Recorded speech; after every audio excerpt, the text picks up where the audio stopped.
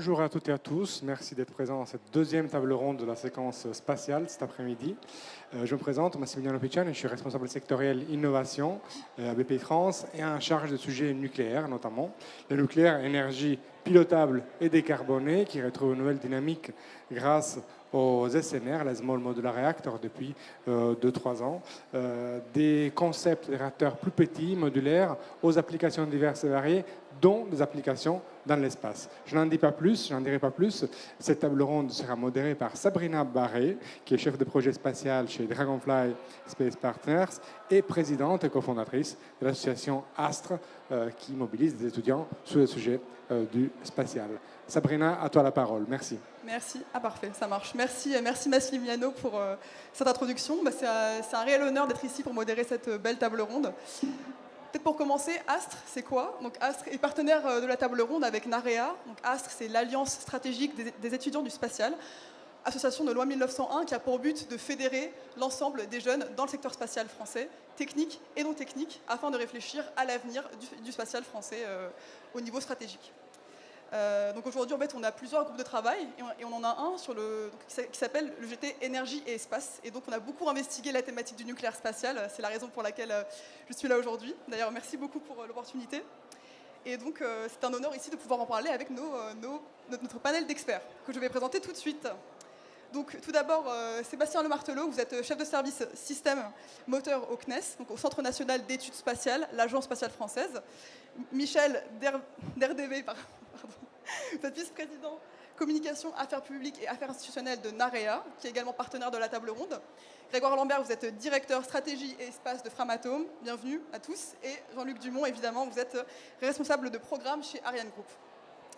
Merci à tous d'être ici. Donc, on aura à peu près une demi-heure d'échange et puis on aura également un moment pour les questions pour le public à l'issue. Donc, merci Massimiliano, tu as un peu introduit le sujet. Donc, l'énergie nucléaire aujourd'hui dans l'espace, c'est donc le mélange entre deux fleurons industriels français. Et c'est un sujet qui est autant historique que prospectif finalement, et qui est très complexe, autant dans la technique que l'applicatif et l'écosystème. Et donc on va essayer de le rendre le plus simple possible pour vous aujourd'hui. Et donc pour commencer, Sébastien, côté CNES, est-ce que tu pourrais nous dire en quelques mots, en gros, quels sont les futurs besoins auxquels pourrait répondre l'énergie nucléaire dans l'espace, et finalement, quels sont les avantages du nucléaire par rapport à d'autres énergies ? Merci Sabrina. Donc oui, effectivement, le nucléaire se positionne dans l'espace à un endroit où on ne peut plus capter l'énergie solaire, où l'énergie solaire n'est pas suffisante. C'est-à-dire, par exemple, entre la Terre et la Lune, ou suffisamment loin du Soleil, où le panneau solaire deviendrait soit gigantesque et donc impossible à transporter, ou alors des endroits comme, par exemple, la Lune. Si on veut installer une base lunaire, il faut savoir que le jour lunaire dure très longtemps, la nuit lunaire dure très longtemps, et donc on n'aura plus accès au solaire. Donc là, le nucléaire peut fournir une énergie qui est permanente et qui en plus est compacte. Donc c'est ça les enjeux principaux du nucléaire dans l'espace, c'est d'aller au-delà du solaire et pas forcément de le remplacer. C'est très clair, merci beaucoup. Et donc du coup, côté industriel, côté NAREA, Ariane Group, Framatome, quelles sont les solutions que vous développez aujourd'hui pour répondre à ces besoins ? Je voulais d'abord compléter sur les besoins. Oui, aujourd'hui, les solutions typiques, c'est l'énergie chimique et l'énergie photovoltaïque. Mais en fait, le nucléaire ne vient pas comme une nouvelle... Enfin, on peut penser que c'est une nouvelle solution, mais historiquement, c'était une première solution. Parce que dans les années 50-60, les panneaux photovoltaïques n'étaient pas performants. C'était difficile à mettre en œuvre des grandes surfaces, et les premières nations du spatial, donc les Américains et les Soviétiques, avaient recours au spatial à cette époque-là. Et cet usage a disparu progressivement jusqu'aux années 80 pour être remplacé par le photovoltaïque justement, laissant la place au nucléaire seulement sur les missions d'exploration où il n'y avait pas d'alternative en fait. Oui. Oui, donc merci déjà beaucoup, merci à tous et merci pour l'invitation. Très très beau lieu. Donc nous, c'est exactement ça. On est bien sur des applications qui sont au-delà où le soleil peut pas apporter de solutions. Nous, on a l'habitude de regarder vraiment deux axes. Comme on l'a dit, c'est sur la Lune. L'application sur la Lune, c'est comment on va alimenter. Et il y a beaucoup d'enjeux sur la Lune aujourd'hui qui sont une implantation permanente sur la Lune. Et comment on va passer cette nuit lunaire si on veut implanter du personnel des astronautes sur la Lune. Et puis, il y a aussi tout ce qui est propulsion. Peut-être que tu reviendras aussi là-dessus. Il y a deux grands objectifs, donc la Lune et Mars. C'est comment aller jusqu'à Mars. Et à Mars, il y a beaucoup de problématiques. Donc, alors, chez Framatome, on s'est dit il y a besoin d'énergie, et puis il faut une énergie en continu, il faut une énergie fiable, il faut une énergie qui ne dépende pas du soleil, et il faut une énergie compacte. Et là, on s'est dit le nucléaire, c'est quand même pas bête, et donc ça doit apporter la solution. Alors quand on a lancé Framatome Space l'année dernière, en octobre 2023, on a été assez humble en disant de toute façon, on ne connaît pas l'espace, on n'a pas de solution sur étagère. Donc on a lancé cette marque pour dire, et pour ouvrir les bras en disant à toute l'industrie spatiale qui veut coopérer avec nous pour réfléchir à ces sujets et pour co-construire les solutions. Comme tu l'as dit, on va parler très brièvement des technologies pour que vous les ayez en tête. Donc les technologies du nucléaire pour l'espace, il y a deux types de technologies. Donc il y a d'abord et deux types d'usages. Donc il y a la pile radioisotopique, donc c'est ce qui existe depuis les années 60. Il faut savoir que dans les missions Apollo, pour alimenter les instruments qui ont été posés sur la Lune, on y a posé à côté une petite pile radioisotopique. Et donc, ce n'est pas un gros mot, radioisotopique, c'est juste des radioisotopes. Donc, c'est de la matière nucléaire qui décroît et qui va fournir de la chaleur, et donc on va pouvoir faire de l'électricité. Il y a ces piles radioisotopiques, elles ont même été utilisées, donc elles ont été utilisées depuis des années pour l'exploration spatiale. Donc, pour aller au-delà de Mars. Et donc, aujourd'hui, si vous suivez un peu le spatial, c'est les sondes voyageurs qui sont sortis du système solaire, après 40 ans, continuent à émettre et continuent à communiquer avec la Terre parce qu'elles ont ces piles radioisotopiques. Et donc ces piles radioisotopiques, ça a été la première brique du nucléaire spatial. Et je veux juste compléter aussi, parce que pour être complet, si vous connaissez aussi les rovers martiens, Perseverance et Curiosity, ils ont ces piles radioisotopiques. Donc le nucléaire existe dans l'espace. Demain, de quoi on parle? Donc on parle de vouloir mettre un peu plus de puissance dans l'espace pour pouvoir avoir des bases vie et puis peut-être utiliser même plus d'énergie, parce qu'on est persuadé que dès qu'on a accès à l'énergie, et je pense que chez vous c'est pareil, quand vous avez une prise, vous avez plein d'idées pour brancher quelque chose sur cette prise et l'utiliser. Et donc une fois qu'on aura développé cette énergie, on pourra aussi l'utiliser pour plein d'autres façons. Qu'est-ce que c'est? C'est des petits réacteurs, et là peut-être que Naréa pourra compléter, des petits réacteurs à fission qui existent sur Terre, mais quand on parle de mini-réacteurs, c'est des mini-réacteurs. On parle de quelques dizaines de kilowatts pour l'instant, pour alimenter des premières bases lunaires. Et si vous avez en tête la puissance d'un réacteur nucléaire aujourd'hui sur Terre, qui est je vais prendre comme exemple le PR, vous ne serez pas surpris.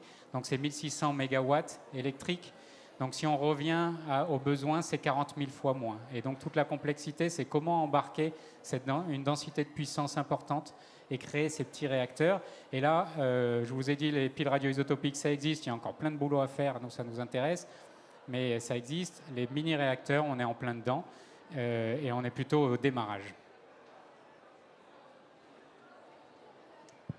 Oui, bonjour à toutes et à tous. Oui, je relaye tout à fait ce que mon voisin vient d'évoquer. Donc, Naréa, pour tout le monde, c'est une entreprise, c'est une start-up qui a été créée il y a 4 ans, qui aujourd'hui a 300 collaborateurs, qui est basée sur l'idée qu'il y a une technologie en France et un savoir-faire des chimistes en matière de sel fondu.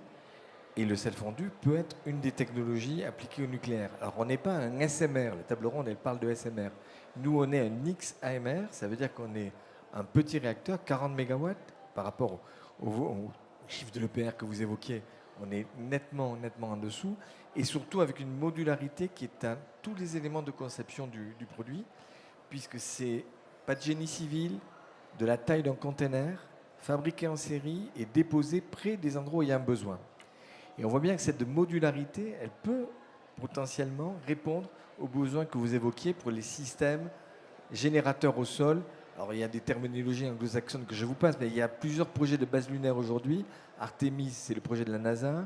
Les Européens, le ESA travaille sur un village lunaire pareil. Les Russes et les Chinois aussi.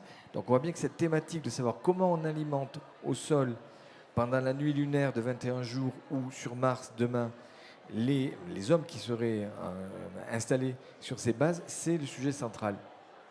Est-ce que les technologies se transposent automatiquement? Ça, c'est le travail de recherche qu'on doit mener.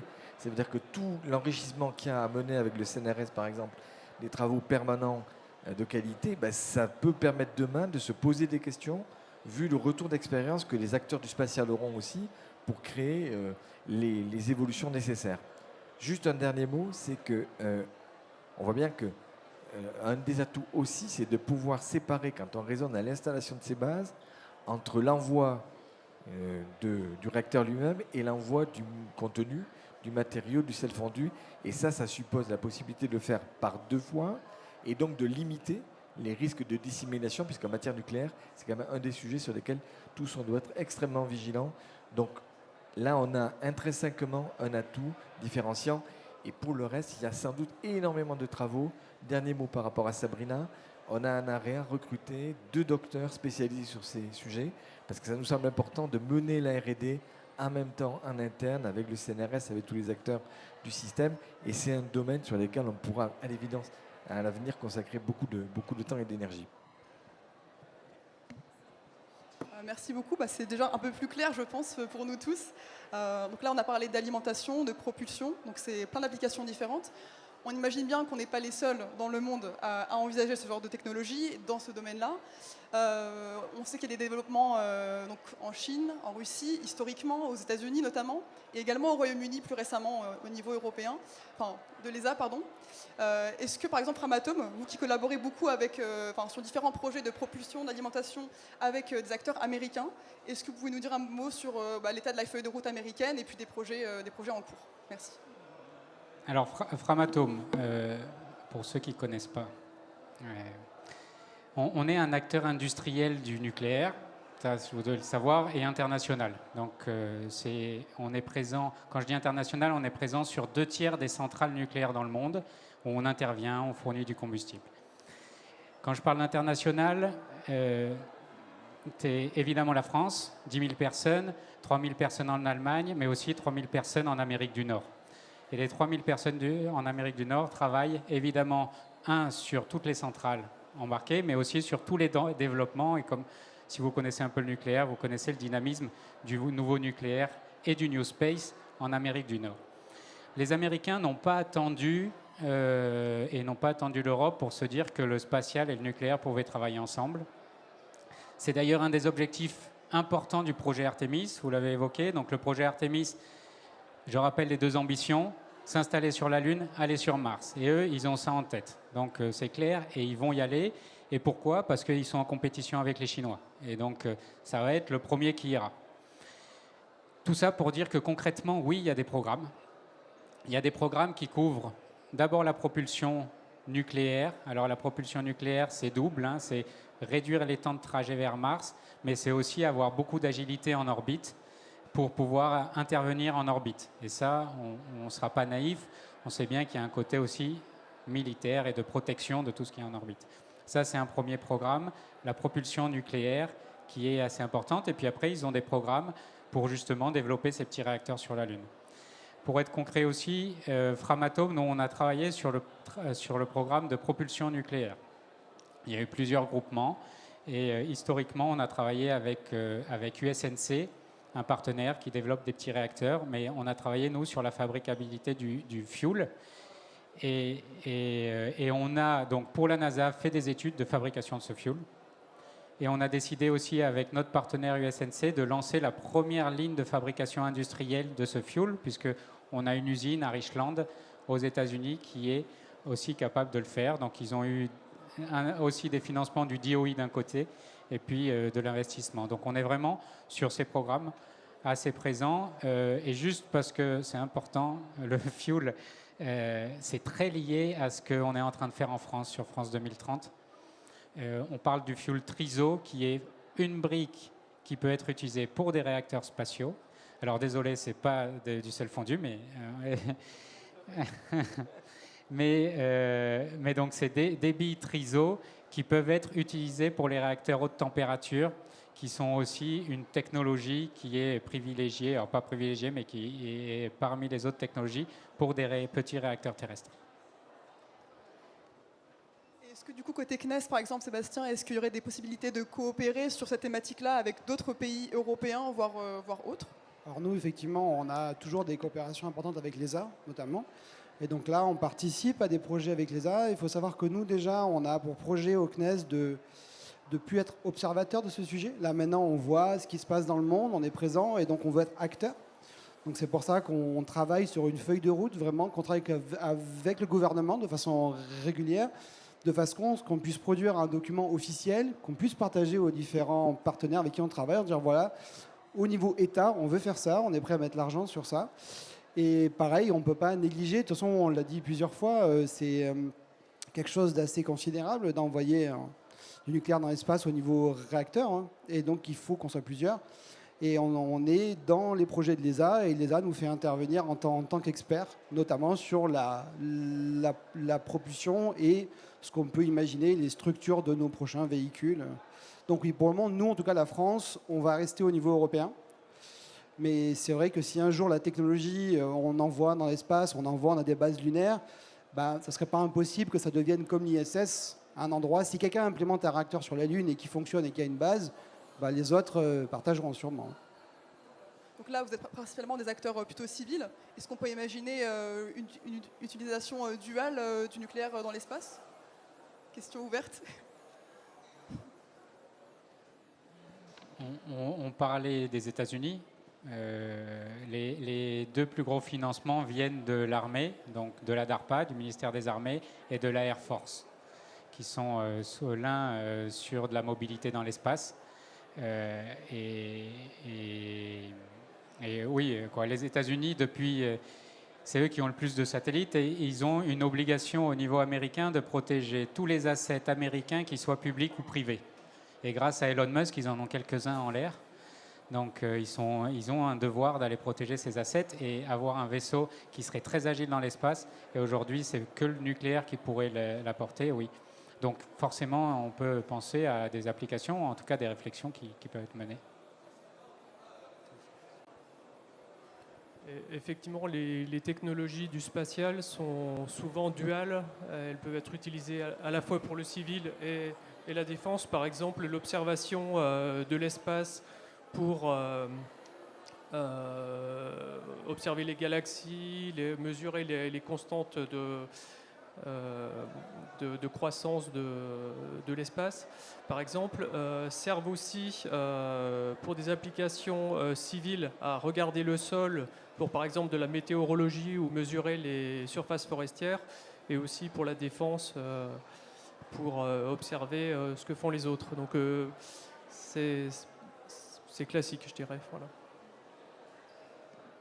Qui est très clair. Dans ce cas-là, pour rester un peu dans cette sphère un peu plus industrielle, quel est l'état de l'écosystème nucléaire spatial, au niveau peut-être marché, au niveau industrie? Est-ce qu'il existe? Est-ce qu'il est à développer? Et puis quels seraient les leviers à mettre en œuvre pour le développer? Comme mes collègues me laissent gentiment répondre. Non, c'est vrai que nous l'écosystème en France, on a de la chance. Mes collègues de Framatome et d'Ariane Group en ont parlé au début, la compétence est là. On n'a pas besoin de se dire, il faut qu'on crée une société, il faut qu'on fasse des recherches. On sait faire d'une centrale nucléaire, on a la compétence pour faire du spatial. Et en fait, aujourd'hui, si on avait une volonté politique, évidemment, mais aussi une forte volonté financière derrière, on pourrait sans problème, avec les acteurs existants, concevoir ce qu'il faut. Après, la technologie, il faudrait évidemment commencer par la tester, la mettre en œuvre, mais on a un savoir-faire de plusieurs décennies.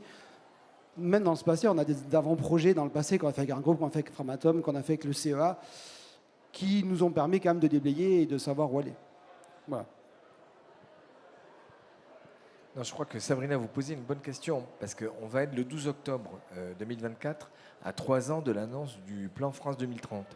Et on est ici invité dans une belle manifestation de la BPI.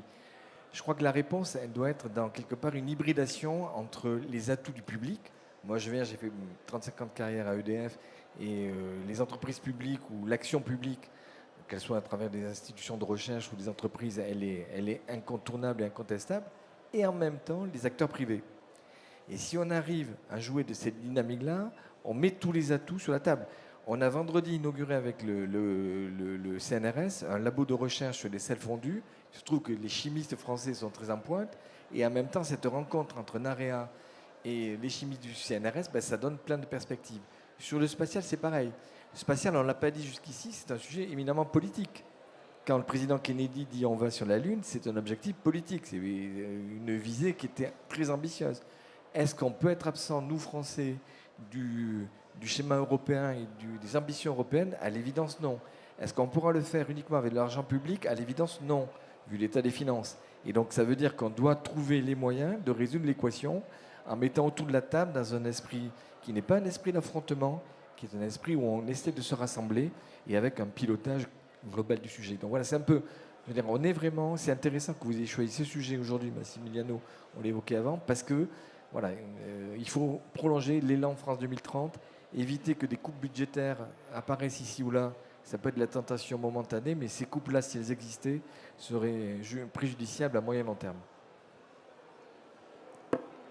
Oui, pour compléter, en tout cas, le spatial a l'habitude de la coopération. Mais ce qu'on doit instaurer, c'est la coopération entre le nucléaire et le spatial. Aujourd'hui, peut-être que vous connaissez hyper bien, mais moi j'ai appris plein de choses en un an. Et toutes les problématiques spatiales, et c'est des exigences nouvelles qu'on doit intégrer. Et même quand on discute, et c'est ce qu'on a vu, c'est que il faut quelques discussions pour se comprendre autour d'une table sur quel mot on met sur quel sujet. Et donc cette coopération nucléaire spatiale, il faut co-construire, et ça peut être que des co-solutions avec des partenariats. Il faut co-construire avec des acteurs européens. Je pense qu'il faut qu'on s'élargisse beaucoup, parce que, d'abord, c'est très cher, c'est un temps très très long, et donc il faut, et c'est des décisions très fortes à prendre. Donc, alors quand il y a des décisions qui sont prises, c'est un peu ce que disait monsieur, mais il faut qu'on les continue, et puis il faut qu'on les tienne sur le long terme, et puis il faut réunir toute cette capacité européenne. Je reviens là-dessus parce que les autres pays ne nous attendent pas. Vous avez parlé, Sabrina, des UK. Les UK, ils avancent. Ils sont entre l'Europe et les États-Unis, hein, on le sait très bien. Et ils avancent. Il y a d'autres pays en Europe qui avancent aussi. Et là, il faut qu'on se réunisse pour pouvoir avoir un intérêt commun. Et puis, peut-être qu'on ne fera pas tout, mais on fera au moins quelques briques pour essayer d'atteindre ce sujet-là. Du coup, alors, est-ce qu'on est en retard ou pas? C'est ça la question. Non, sur le nucléaire spatial. Non, en retard, on parlait des compétences. On parlait des compétences. Peut-être que le CNES pourra rajouter quelque chose. Je pense qu'on a les compétences, comme disait le CNES. Il faut que maintenant, on les mette en œuvre. Alors, on ne peut pas dire qu'on n'est pas en retard. Quand les Américains, ça fait 1960 qu'ils lancent une pile radioisotopique et que pour l'instant, on n'a pas la moindre idée de comment on fait une pile radioisotopique, alors qu'Orano a la matière, qu'on sait faire des thermocouples, qu'on sait faire, nous, des combustibles. Il suffit juste qu'on se réunisse pour dire qu'ils commencent, quoi. Et donc, on essaye, et c'est ce qu'on fait aujourd'hui. Le sujet, c'est commençons par les piles radioisotopiques, qui est la première brique. Et ça, aujourd'hui, quand on réussira à démocratiser ça, déjà, ça aura déverrouillé plein de sujets. Et puis, les réacteurs, je pense qu'on est moins en retard sur les réacteurs, parce que ça va prendre du temps. Et donc, les Américains ont commencé très vite, ils vont y arriver, mais ça ne veut pas dire qu'il n'y aura pas la place ensuite pour accompagner. Mais sauf que c'est toujours pareil, tant qu'on n'a pas commencé, on n'y sera pas à la fin. Je pense que la question ne se pose pas forcément en termes de retard, mais aussi de besoin. Et on le voit, ce qui a motivé l'Europe et l'Agence spatiale européenne à développer les systèmes radioisotopes. Ce qui s'est passé, c'est qu'il y a eu des missions où l'Europe, n'ayant pas accès aux radioisotopes, a fait avec les moyens dont elle disposait, à savoir le photovoltaïque. et notamment la mission Rosetta, qui était une mission qui allait se poser sur une comète, qui a été une mission assez médiatisée. Cette comète, elle se promène entre à peu près le milieu entre Mars et la Terre, et puis au plus loin, elle va au-delà de Jupiter. Et au-delà de Jupiter, c'est vraiment difficile d'utiliser les panneaux solaires parce que le rayonnement solaire est trop faible. Et donc cette sonde, elle avait des panneaux solaires gigantesques. C'était 64 mètres carrés qu'il fallait replier sous la coiffe du lanceur. C'était très complexe. Ça faisait un engin spatial qui, si vous voulez, c'est comme un oiseau qui a un tout petit corps et des ailes énormes. Donc la partie utile qui est dans le corps, les instruments scientifiques, avaient très peu de place. Et donc, il y a eu beaucoup de difficultés de conception, et quand cette sonde est arrivée sur la comète, elle a largué un atterrisseur. Quand il est arrivé à la surface, le moyen qui devait le plaquer au sol ne fonctionnait plus. Le moyen qui devait l'accrocher au sol ne fonctionnait plus. Donc il a rebondi, il est tombé dans un trou. Et sa solution d'alimentation, c'était du photovoltaïque. Et pas de chance, il n'était pas exposé du bon côté. Et donc il y a eu quelques contacts, mais finalement la mission n'a pas pu complètement exploiter les instruments. Et ça a créé ça a justifié au niveau de l'ESA de reconnaître que les radioisotopes, c'est une technologie clé qu'il faut acquérir. Donc ça, c'était aux environs de 2005. Il y a eu des travaux au Royaume-Uni pour travailler sur les radioisotopes. En 2018, l'ESA a publié sa politique de sûreté pour les missions avec du nucléaire. Et puis sont arrivés les projets de mission vers la Lune en soutien aux missions Artemis. C'est ce qu'on appelle les missions Argonautes au niveau de l'Agence spatiale européenne. Ces missions, elles auront lieu aux alentours de 2030-2040, c'est-à-dire bientôt. Le fait de reconnaître qu'il y avait ce besoin, d'avoir l'ambition de faire ces missions, ça a permis de développer la technologie. Si on n'a pas de mission demain qui justifie l'emploi de propulsion nucléaire, par exemple, il n'y aura certainement pas de développement. Donc il faut avoir cette ambition, et sans l'ambition, il n'y aura pas de technologie, je pense.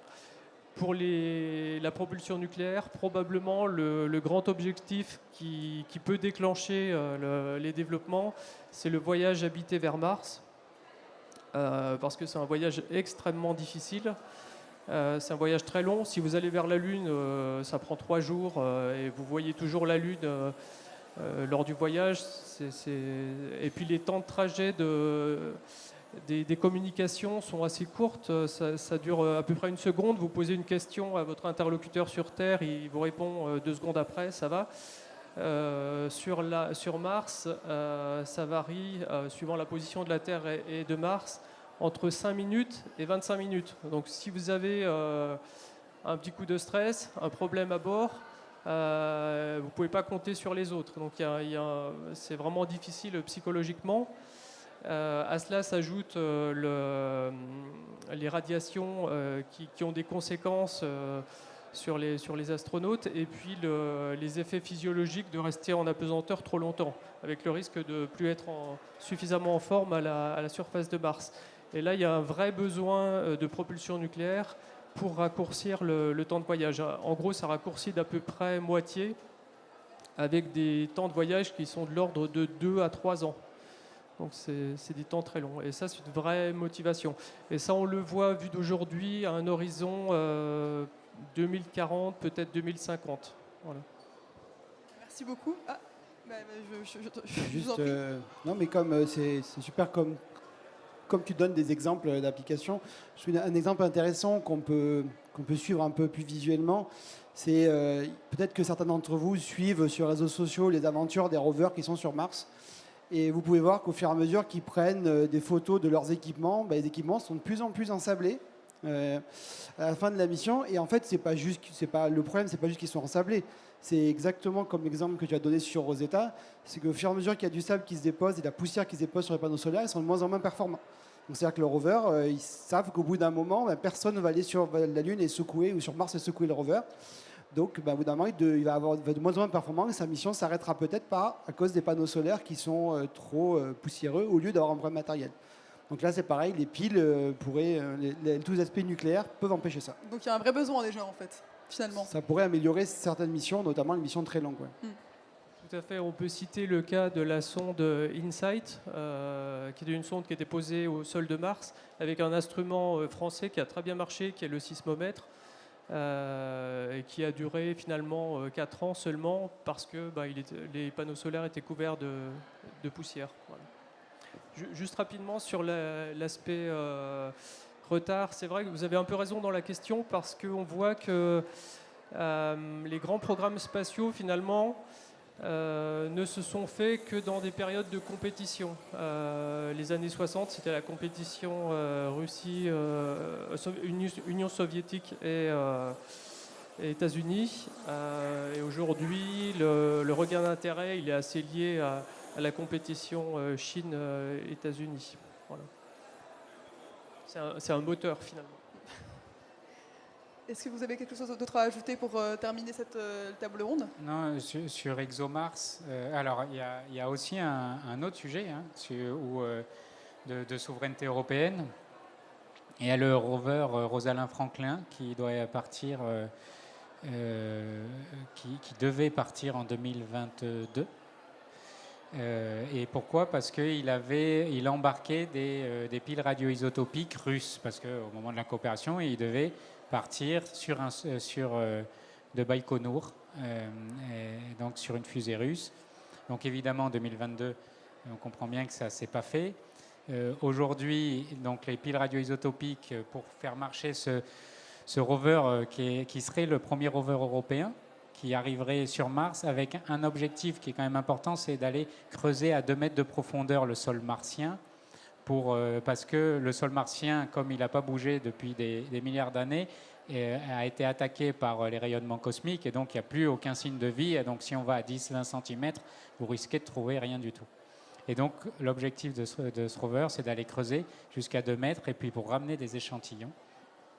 Et donc là, on est dépendant maintenant plus des Russes, mais des Américains qui feront et qui ont dit qu'ils allaient faire un peu ces objets radioisotopiques, mais qui les feront quand ils en auront envie plutôt. Donc,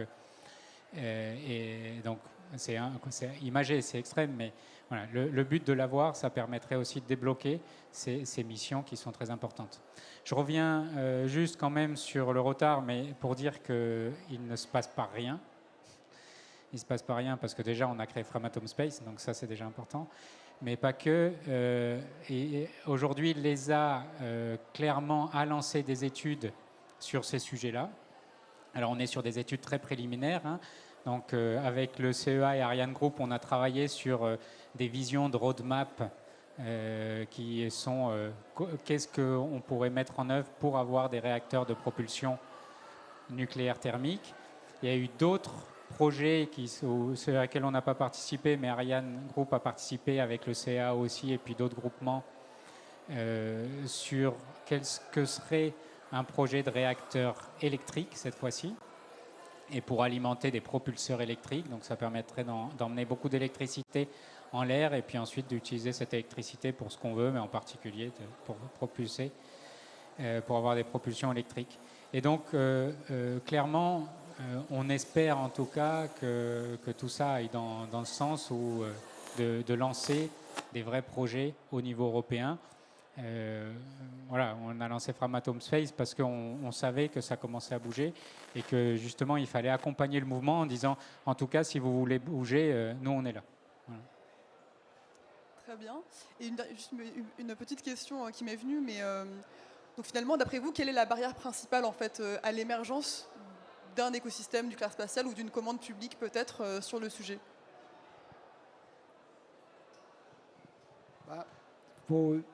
En fait, alors, on a vu qu'il y avait plusieurs barrières technologiques, mais il y a beaucoup ce qu'on sait.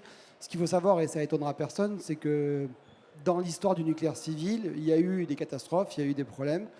Donc le nucléaire a cette image-là, et c'est cette image-là qui est pour le moment un des facteurs aussi qui limite la création de certains projets.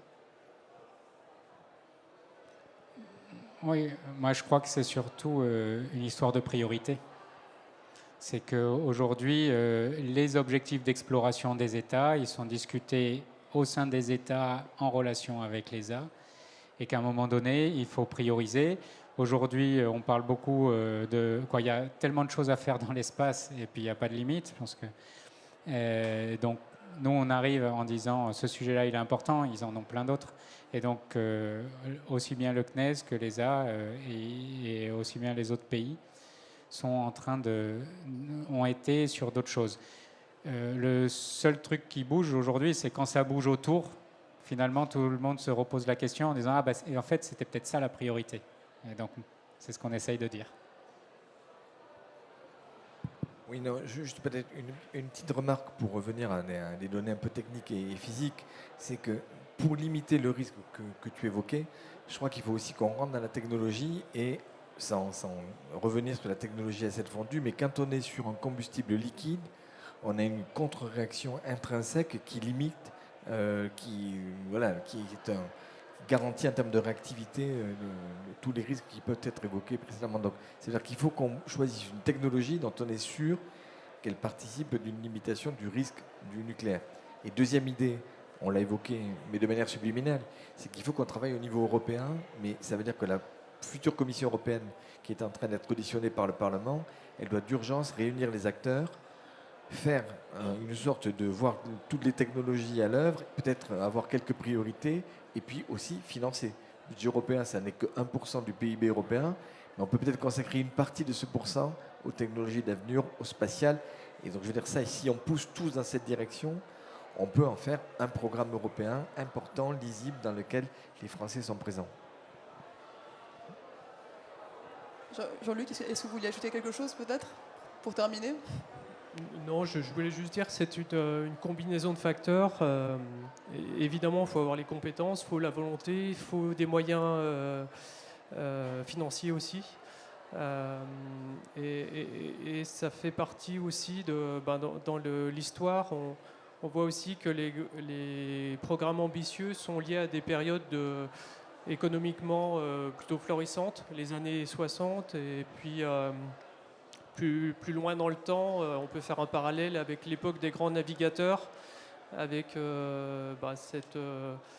ces richesses disponibles et une compétition entre le Portugal et l'Espagne qui a motivé Vasco de Gama et Magellan, notamment.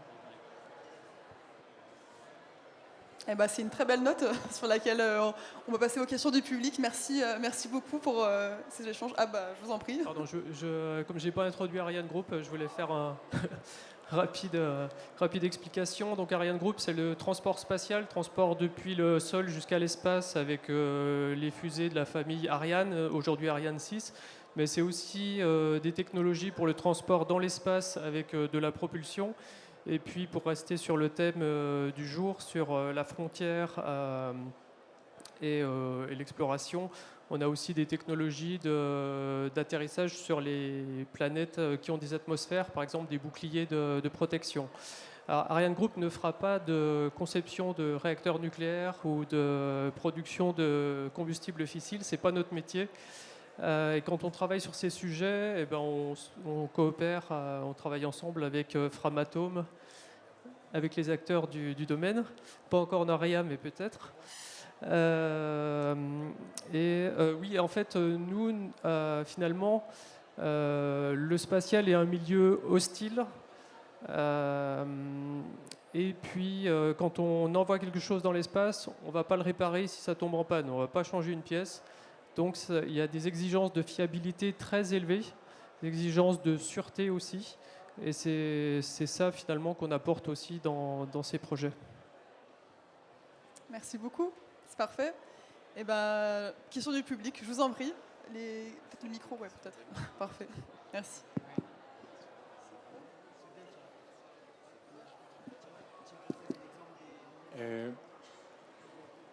Dominique Chauvin, prospectiviste. J'ai deux questions. La première, c'est qu'il y a une synergie entre les petits réacteurs terrestres et ce qu'on va faire en nucléaire spatial, mais réciproquement, il y a une synergie dans l'autre sens. Par exemple, Maya essaye de mettre un réacteur sur le transport maritime déjà. Mais ma question, elle est que le vrai sujet, c'est la miniaturisation. Et dans le rapport puissance-poids, alors quel est l'ordre de grandeur qu'il faut gagner? Est-ce que c'est 10? Est-ce que c'est 20? Et j'ai lu, moi, personnellement, que c'est 25. Donc, quelle est la recherche qu'il faut faire sur la miniaturisation? Ma deuxième question concerne la chaleur. Est-ce que il y a des besoins de chaleur en plus de l'électricité? Et est-ce qu'il y a un jeu pour les réacteurs thermiques cette fois-ci, qui est une autre spécialité des très petits SMR? Et on a en France aussi des startups dans ce domaine. 1 kW. Aujourd'hui, sur la miniaturisation, donc il y a des projets qui sont lancés, pas mal aux États-Unis, où il y a eu donc le projet Kilopower. Donc c'était pour faire 1 kW électrique avec donc des étapes de conversion qui sont un peu différentes de ce qu'on connaît, puisque évidemment pour faire l'électricité, un réacteur fait de la chaleur. Il ne fait pas d'électricité, il fait de la chaleur. Et il faut transformer cette chaleur ensuite en électricité si on a envie. Donc pour répondre donc j'ai pas le facteur de 25. Aujourd'hui, on sait les tailles qui sont visées par la NASA pour pouvoir être embarqué sur la Lune. Et aujourd'hui, c'est 6 tonnes. Ça doit rentrer dans un diamètre de 4 mètres et sur une longueur de 6 mètres. Et tout ça, ça doit embarquer. Un point important, ça doit embarquer les radiateurs. Et pourquoi on parle de radiateurs parce que quand on produit de la chaleur, on convertit de la chaleur en électricité. Suivant les conversions, on est entre 10 et 25%. Quand on est plutôt bon, on peut être moins. Et tout le reste, il faut l'évacuer. Et dans l'espace, il n'y a pas d'atmosphère, il n'y a pas de convection. Et donc, c'est très difficile d'évacuer la chaleur. En fait, la plus grosse partie à embarquer, c'est le radiateur qui va rayonner dans l'espace. Et ça, c'est un vrai sujet et c'est une spécificité du nucléaire spatial. Donc, pour dire que voilà, c'est 6 tonnes et grand comme un conteneur, du coup, un AREA pourrait rentrer. Après, peut-être, il y aura peut-être d'autres sujets techno. Mais voilà. Donc on se retrouve sur ce détail, donc on se rapproche des miniaturisations qu'on cherche sur Terre. On va évidemment simplifier au maximum les systèmes quand on va être sur des réacteurs spatiaux. Et l'autre question sur l'utilisation de la chaleur, quand on a trop de chaleur, le plus intéressant c'est de l'utiliser. Et donc oui, on imagine forcément, donc c'est ce qui est fait déjà sur les piles radioisotopiques. Les piles radioisotopiques, ça chauffe, ça convertit très mal en électricité, il y a beaucoup de chaleur, il faut l'évacuer, mais ça permet de maintenir la température de tous les systèmes. Un système électronique qui va à moins 150 degrés, il gèle automatiquement. Et donc c'est ce qu'on voit sur tous les lanceurs qui atterrissent sur la Lune. Ils essayent d'arriver le premier jour de jour. Ils vivent, s'ils sont bien tombés, 14 jours. Et puis ils meurent et on essaye de les réveiller 14 jours plus tard, mais normalement ça ne marche pas. Sauf si ils sont indiens, parfois ça a marché parce qu'ils ont mis une petite pile juste pour faire de la chaleur, pas de l'électricité, mais maintenir la température. Voilà, et donc c'est ce sujet de la chaleur, la cogénération, elle est au milieu du sujet et clairement il faut utiliser cette chaleur-là. Donc pour répondre à la question de Dominique, effectivement, dans toute la gamme des SMR, des AMR, NAREA est le plus petit module en perspective et en projet. 40 MW d'électricité, 80 MW de chaleur. Et donc ça veut dire que je rebondis sur ce que vient de dire mon ami, on est exactement dans le sujet. La mixité est une question qui intrinsèquement est dans le projet NAREA. Et on voit très bien que le domaine de travail qu'on aura à faire avec tous les acteurs, c'est comment, si on transpose au spatial, on joue de cette complémentarité, comment on l'adapte aussi. C'est-à-dire qu'à un moment donné, ce ne sera peut-être pas tout à fait les mêmes technologies, les mêmes volumes qui seront consacrés, mais voilà, on peut partir de cette base-là, qui est un pari industriel plutôt réussi à ce stade, pour voir comment on l'adaptera le moment venu au niveau du spatial, quoi. Est-ce qu'il y a d'autres questions? Juste à côté. Parfait. Merci. Vous avez un peu effleuré le sujet, mais la France a des sous-marins à propulsion nucléaire. Alors, Safran, enfin pas Safran, Naval Group, on a fait la meilleure expérience d'ailleurs. Mais ma question est, est-ce qu'il faut repartir à zéro ou est-ce qu'on peut utiliser déjà toute la technologie qui a été développée justement pour ces sous-marins à propulsion nucléaire? Alors, dans le nucléaire, on a l'avantage que tout existe et tout a été essayé. Donc, finalement, au niveau de la recherche, toutes les technologies, on peut parler de toutes les technologies aujourd'hui dont on parle, ça a toujours été regardé. Et peut-être que ça n'a pas été choisi pour plein de bonnes raisons, et peut-être pour des mauvaises ou des raisons sur lesquelles on revient au fur et à mesure, parce qu'on a des développements technologiques qui le permettent.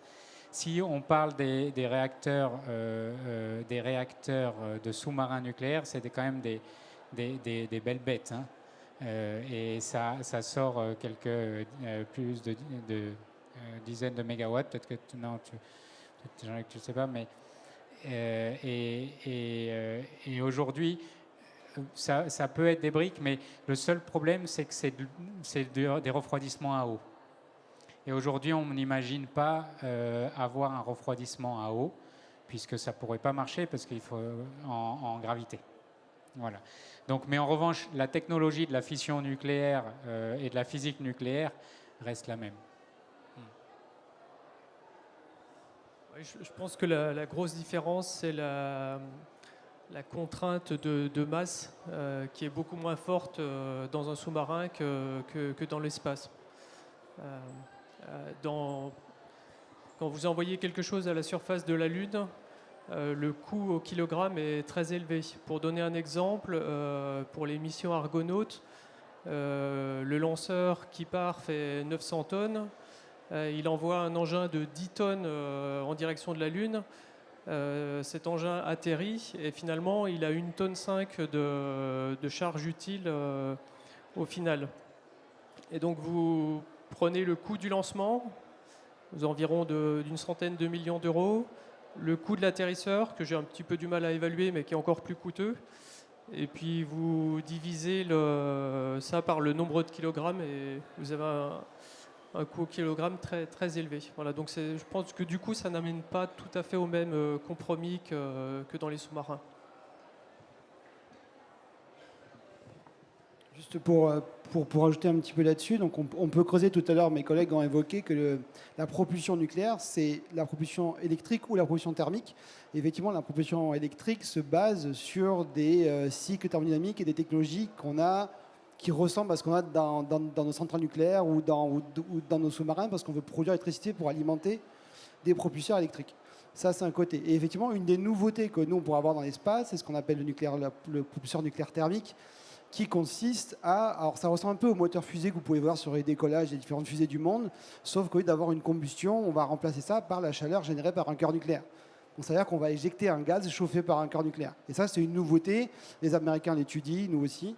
Donc c'est pour ça que le nucléaire dans l'espace a ces deux choix possibles, suivant les missions et ce qu'on veut faire. On va prendre une dernière question. Monsieur devant. Oui, bonjour. Est-ce que la fission nucléaire a un avenir quelconque, soit seule dans l'espace, soit en combinaison avec de la fusion, notamment pour la production de chaleur initiale de la réaction fission? Alors, c'est une question très intéressante. Quand on parle de nucléaire, en fait, ça regroupe tout un tas de concepts, de principes. Et certains sont matures, comme les radioisotopes. C'est simplement un matériau qui se transforme spontanément tout seul. La fission, qui est maîtrisée au sol et on ne voit pas de contrainte à l'utiliser dans l'espace. Et puis d'autres technologies. Alors, il y a des technologies intermédiaires et autour de la fission, il y en a beaucoup. La fusion, oui, qui permettra d'obtenir un ordre de grandeur supérieur de performance, ou si vous voulez, de masse embarquée pour la même énergie produite. Mais ça, la fusion, elle n'est pas maîtrisée aujourd'hui au sol. Et si vous connaissez l'expérience ITER, qui est la plus avancée sur Terre, à ma connaissance, c'est un système énorme qu'on ne peut pas transposer à l'espace. Donc, vu d'aujourd'hui, c'est une technologie prometteuse, mais qui probablement sera utilisable dans l'espace, peut-être dans la prochaine moitié du siècle, peut-être la fin du siècle. Et puis il y a même d'autres concepts qui n'ont même pas été démontrés, qui sont ce qu'on appelle au TRL 0, comme les réactions matière-antimatière, qui sont un petit peu la réaction ultime où la matière finalement se transforme intégralement en énergie et donne des performances colossales de production d'énergie. Et ça, c'est pour dans, on ne sait pas trop, les prochains siècles, voire plus. Voilà. Oui, on reviendra. C'est bon pour vous? C'est bon? Pas d'autres réponses à apporter? Et ben, je propose qu'on applaudisse nos intervenants. Merci beaucoup. Et on peut applaudir Sabrina aussi pour la modération de la table ronde. Merci Sabrina. Merci, merci à nos intervenants. On va rentrer dans la dernière séquence de cet après-midi consacrée au spatial avec donc une intervention et non des moindres, celle de Yoann Leroy que j'invite à me rejoindre sur scène. Vous pouvez l'applaudir. Vous pouvez rester si vous souhaitez. Vous rester comme... Oui, bah, ou asseyez. Alors après, donc je vais rapidement introduire donc monsieur Yoann Leroy, qui est le président directeur général de la société Maya Space. Donc Maya Space, pour celles et ceux qui ne connaîtraient pas, c'est une entreprise qui conçoit, développe, et fabriquera et commercialisera un service d'accès à l'espace basé sur un mini lanceur réutilisable. Donc Yoann Leroy a été précédemment donc chez Eutelsat, où il a occupé plusieurs postes, notamment ensuite directeur de la stratégie et directeur technique. Et du coup, donc, il nous fait l'honneur et puis le plaisir de nous avoir accompagnés durant ces deux tables rondes pour nous présenter maintenant donc, la synthèse de ce qu'il retient de ces échanges, et puis aussi pour que du coup, vous nous donniez votre vision sur le spatial de demain, à quoi est-ce qu'il va ressembler. Voilà. Donc, je pense que vous avez bien un quart d'heure, je pense, au moins. Voilà. Merci. Merci beaucoup, Rassika.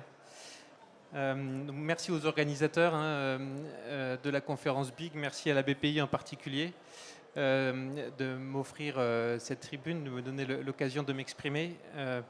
Je trouve ça passionnant de voir les perspectives nouvelles qui s'ouvrent dès lors qu'on réfléchit à l'intersection entre différents domaines. Et le spatial a ceci de spécifique qu'il offre des perspectives très intéressantes parce que c'est un domaine qui est un peu à la croisée de plein de technologies. Donc la première table ronde sur la santé et le spatial, la deuxième sur le nucléaire spatial montre qu'on a vraiment des opportunités incroyables à saisir quand on réfléchit comme ça à l'intersection de différents domaines. Alors je ne vais pas essayer de faire l'exégèse de ce que les personnes qui ont participé à la table ronde, aux deux différentes tables rondes ont dites.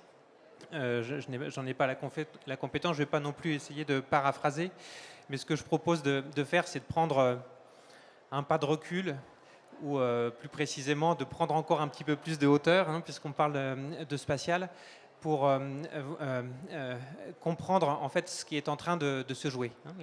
On a deux exemples qu'on a pu discuter au cours des 2 dernières heures, d'opportunités nouvelles qui peuvent apparaître pour le spatial. Ce sont 2 opportunités très intéressantes, mais je pense qu'en réalité, ce sont 2 opportunités parmi beaucoup d'autres. Pourquoi? Parce que le spatial est en fait en pleine révolution, ou est au croisement de 2 révolutions qui ont lieu en parallèle et qui se renforcent mutuellement. D'un côté, une révolution technologique, et de l'autre, une révolution des usages. La révolution technologique, elle est liée à la miniaturisation, ça a été évoqué sur le cas du nucléaire, c'est aussi le cas sur les technologies de communication, les capacités de processing qui augmentent très fortement et qui permettent de faire par kilogramme beaucoup plus aujourd'hui que ce qu'on était capable de faire hier et qui offre la perspective de faire demain beaucoup plus encore que ce qu'on est capable de faire aujourd'hui. Et comme cela a été rappelé dans la précédente table ronde, le kilogramme, ça coûte cher à envoyer en orbite. Donc il y a d'un côté cette révolution technologique et de l'autre une révolution des usages qui est liée au fait qu'il y a beaucoup de nouvelles applications qui peuvent voir le jour grâce au spatial et qui sont notamment permises par cette première révolution qui est la révolution technologique, qui permet d'abaisser très fortement les coûts d'accès. Un exemple concret, c'est celui de l'évolution des usages de connectivité, qui n'est pas si nouveau que cela, mais pour lesquels les besoins sont sans arrêt croissants. Il y a les besoins d'ubiquité, de connectivité, les besoins de connectivité en mobilité, que le spatial rend techniquement possible et qu'il va rendre économiquement possible grâce à la révolution technologique que j'évoquais. Face à cette révolution, je pense que l'Europe a un rôle clé à jouer. Là aussi, ça a été rappelé dans les deux précédentes tables rondes, mais on dispose en Europe de la plupart, ou même de toutes les compétences qui sont nécessaires pour être un acteur dans cette révolution qui s'annonce. Mais l'Europe a aussi un rôle clé à jouer parce qu'elle a des valeurs qui lui sont spécifiques et qu'elle a à défendre. Parce que je pense qu'il ne faut pas s'y tromper. On est en train de parler d'opportunités fantastiques, notamment sur le plan économique, en matière de création de valeur. Mais il y a aussi une dimension géostratégique qui se joue derrière cela. Et l'Europe ne peut pas se permettre de rester à l'écart. Mais pour pouvoir jouer dans cette double révolution qui se joue, l'Europe doit disposer d'un accès souverain à l'espace. Elle doit être en capacité de lancer, quand elle le veut et dans les conditions qu'elle souhaite, les satellites ou les missions qui lui permettront de participer à cette révolution. Alors l'accès souverain de l'Europe à l'espace, il est aujourd'hui acquis. Depuis le premier tir réussi d'Ariane 6 qui est intervenu le 9 juillet dernier et qui fait suite à une période de quelques mois que nous avons tous trouvé très long, pendant lesquels s'est posée la question de la réelle autonomie stratégique de l'Europe en matière d'accès à l'espace. Ariane 6 a démontré sa capacité à mettre des charges utiles en orbite et donc cette autonomie stratégique, elle est garantie pour l'Europe pour aujourd'hui et pour demain. Mais je pense que notre responsabilité collective en tant qu'Européens, c'est aussi d'anticiper sur la question d'après-demain et de garantir le fait que cette autonomie stratégique de l'Europe en matière d'accès à l'espace pourra perdurer.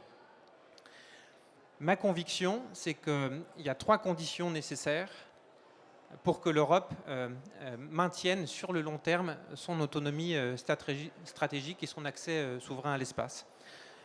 La première, c'est de continuer à jouer à l'échelle européenne, de continuer à jouer en équipe. La deuxième, c'est de travailler au développement de solutions réellement compétitives. Et la troisième, de solutions qui, en même temps qu'elles sont compétitives, sont respectueuses de l'environnement. Et donc ce que je vous propose, c'est de prendre une par une ces 3 conditions et de vous expliquer comment, modestement, au niveau de MySpace, on essaye de contribuer à faire en sorte que ces conditions puissent être réunies. Donc je commence par la première condition, qui est celle de jouer à l'échelle européenne. Alors pourquoi est-ce que je présente cela comme une condition ? Bien, les gens qui sont un peu familiers du domaine, enfin du spatial, ne seront pas surpris.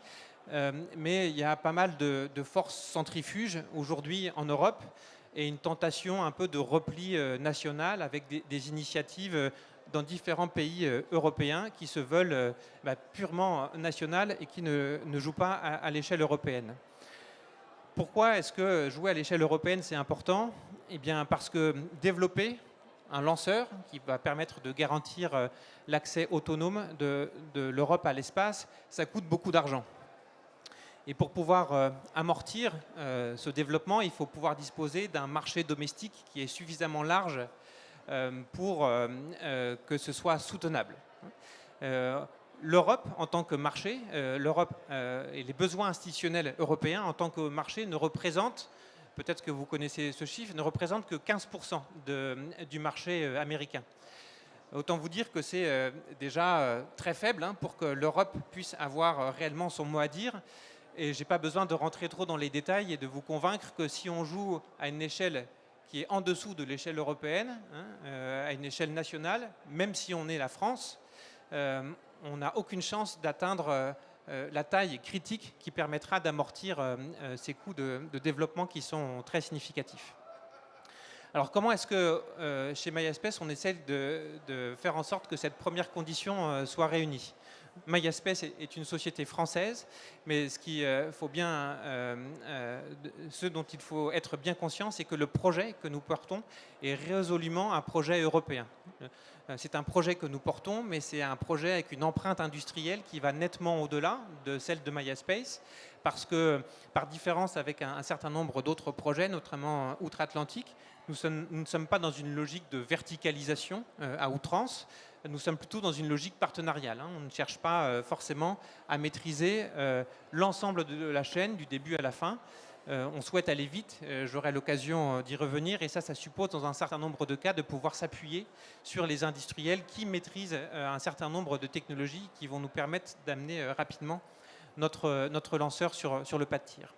Et donc, la société MySpace est française, mais quand on regarde l'empreinte industrielle de ce projet, en réalité, il y a plus de 50% de nos partenaires qui représentent plus de 50% de ce que sera le coût du lanceur, qui sont en réalité des coûts qui sont générés hors d'Europe. De ce point de vue-là, on est sur des ordres de grandeur qui sont similaires à ceux de la famille Ariane, mais là, il est important aussi de comprendre qu'on arrive à un résultat qui est très similaire en partant d'un point de départ qui est très différent. Ça a été évoqué lors de la première table ronde, mais le projet Ariane est très européen parce que le développement a été financé par l'Agence spatiale européenne suivant une règle spécifique qui s'appelle celle du retour géographique et qui veut que la répartition industrielle du projet se fasse au prorata du financement des différents pays européens. Et donc c'est ça qui aboutit à la répartition géographique de la famille Ariane. Dans le cas du projet MySpace, on est dans une logique différente. Le développement du lanceur est autofinancé par l'argent d'Airbus et de Safran via Ariane Group, qui est notre maison mère. Et donc on n'a pas de contrainte de sélection d'industriels de tel ou tel pays. On peut se permettre de choisir notre empreinte industrielle en fonction de la compétitivité des industriels en question, en fonction de la compétitivité de nos partenaires et pas en fonction de leur nationalité. Et donc ça permet de nous faciliter la tâche sur la deuxième condition que j'ai évoquée, la deuxième condition nécessaire, qui est celle de la compétitivité. Alors pourquoi est-ce que j'en fais une deuxième condition, c'est parce que ça ne paraît pas forcément naturel non plus. Comme je l'ai dit, le sujet de l'accès autonome de l'Europe à l'espace, c'est notamment un sujet de souveraineté. Et donc si c'est un sujet de souveraineté, on pourrait dire que ce n'est pas vraiment un sujet d'argent. Sauf que ça, c'est vrai jusqu'à un certain point. Et donc comme évoqué dans la première table ronde ou dans la deuxième, je ne sais plus très bien, l'état des finances publiques en Europe et en France font que ce n'est pas une option de financer intégralement, sans doute à l'avenir, les projets de développement de ce type-là. Et donc on a besoin, pour rendre une solution viable et qu'elle permette de répondre à des besoins notamment institutionnels, qu'elle soit suffisamment compétitive pour également amortir une partie de ces coûts de développement sur le marché commercial. Et ça, évidemment, ça n'arrivera pas si le lanceur n'est pas compétitif. Alors comment est-ce que MySpace répond à cet enjeu-là de compétitivité ? Eh bien, en se fixant un objectif ambitieux, qui est de diviser par 3 le coût du lancement par rapport à ce qui a été fait en Europe jusqu'à présent. C'est un objectif ambitieux, mais c'est un objectif qui est nécessaire, parce que le lanceur que MySpace est en train de développer, qui est le premier mini-lanceur européen réutilisable et éco-responsable, c'est un lanceur qui aura à peu près 10% de la performance du lanceur Ariane 6, qui a volé pour la première fois au mois de juillet. Et dans notre industrie, comme dans beaucoup d'industries, les économies d'échelle sont assez significatives. Faire un lanceur 2 fois plus performant, ça coûte moins que 2 fois plus cher. Mais à contrario, faire un lanceur 10 fois moins performant, ça coûte beaucoup plus que 10 fois moins cher. Si on veut être compétitif, on n'a pas d'autre choix que d'avoir un coût par kilogramme en orbite qui est comparable à celui d'un lanceur lourd. Et comme notre lanceur est 10 fois moins performant, on doit aller chercher de la compétitivité supplémentaire en divisant les coûts par rapport à ce qu'ils ont été jusqu'à présent dans la famille, notamment dans la famille Ariane. Et donc notre estimation, c'est que pour être sur un coût par kilogramme qui est comparable à celui d'Ariane 6, on a besoin de diviser les coûts d'un facteur 3. Alors comment est-ce qu'on y arrive, hein? Ça c'est bien de se fixer l'objectif, mais la question c'est comment est-ce qu'on y parvient. On y parvient déjà en changeant notre logique de développement par rapport à ce qu'elle a été. J'ai évoqué les contraintes de retour géographique qui obligent parfois à choisir ses partenaires en fonction de leur nationalité et pas en fonction de leur compétitivité. Le fait de pouvoir faire une réelle sélection sur la compétitivité intrinsèque de nos partenaires y contribue fortement. Il y a aussi évidemment des choix de design qui nous permettent d'être beaucoup moins chers, parce qu'on fait le choix, on optimise en quelque sorte le design du lanceur sur son rapport qualité-prix, si je puis dire, sur son rapport performance sur coût et pas uniquement sur la performance. Donc ça, c'est la deuxième condition. La troisième condition, c'est celle du caractère respectueux de l'environnement des solutions d'accès à l'espace. Alors pourquoi j'en fais une troisième condition? J'en fais une troisième condition parce que jusqu'à présent, notre industrie a considéré que cette question n'était pas vraiment pertinente, parce que le nombre de lancements qui étaient opérés chaque année était suffisamment faible pour que l'impact puisse être considéré comme de second ordre.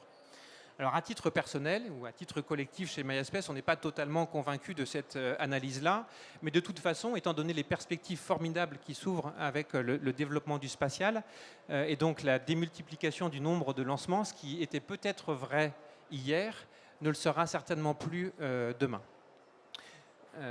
Donc ça, c'est la raison pour laquelle on le fait. Alors comment est-ce qu'on contribue chez MySpace à développer des solutions qui sont plus respectueuses de l'environnement? Alors déjà, ce que je voudrais dire, c'est qu'on y contribue en faisant tout sauf du greenwashing. Il y a beaucoup d'acteurs qui expliquent que leur lanceur est vert ou qu'il a un impact zéro sur l'environnement. On ne raconte pas ce genre de sornettes justement parce que ce sont des sornettes. Lancer des choses dans l'espace, ça a un impact sur l'environnement. Néanmoins, on peut faire en sorte que l'impact sur l'environnement soit bien moindre demain que ce qu'il est aujourd'hui, en faisant les bons choix de technologie. Parmi les bons choix de technologie, il y a celui de la réutilisation. Le lanceur que nous développons sera le premier lanceur réutilisable européen. Évidemment, je n'ai pas besoin de faire la démonstration pour dire que si on récupère une partie du lanceur, ce sera économe en termes de consommation des ressources. Deuxièmement, notre lanceur sera propulsé avec du biométhane, ce qui a un impact positif ou moins négatif sur l'environnement que lorsqu'on utilise de la propulsion solide ou du kérosène, évidemment. Et dans l'ensemble des choix que nous faisons au quotidien sur le design fin de notre lanceur, on inclut la dimension environnementale au même titre que les dimensions de coût, de qualité et de délai qui sont les trois paramètres habituels lorsqu'on conduit ce genre de trade-off. Donc voilà, les trois conditions nécessaires, c'est celles que j'ai évoquées, celle de la compétitivité, celle du respect de l'environnement et le fait de continuer à jouer à l'échelle européenne. Donc en guise de conclusion, ce que je voulais rappeler, c'est que le spatial, comme on l'a encore une fois vu dans les deux précédents panels, est au cœur des enjeux de demain, au cœur des enjeux du XXIe siècle. Le spatial va contribuer à faire progresser la connaissance et le développement scientifique, mais il va jouer aussi un rôle clé pour mieux comprendre ou relever les défis climatiques qui sont devant nous, résorber ou résoudre les problèmes de fracture numérique, contribuer aux problématiques de sécurité qui sont croissantes ou à l'épuisement des ressources. Par rapport à ces grands enjeux-là, évidemment, l'Europe doit continuer à jouer un rôle, ce qui passe par l'indépendance ou son autonomie ou sa souveraineté en matière d'accès à l'espace. Et ce que je voulais dire, c'est que voilà, l'Europe peut compter sur MySpace pour son implication et faire en sorte que des solutions européennes, compétitives et éco-responsables soient disponibles, ce qui correspondra parfaitement à l'ADN de notre continent. Je vous remercie. Merci beaucoup, merci Johan Leroy. Je pense que vous pouvez l'applaudir. Voilà. Et puis voilà, ça clôt cette session consacrée à l'espace. Donc, alors je vous invite à rester pour ceux qui sont inscrits à la prochaine table ronde qui est animée par un collègue sur la robotique, si vous le souhaitez. Voilà, à bientôt.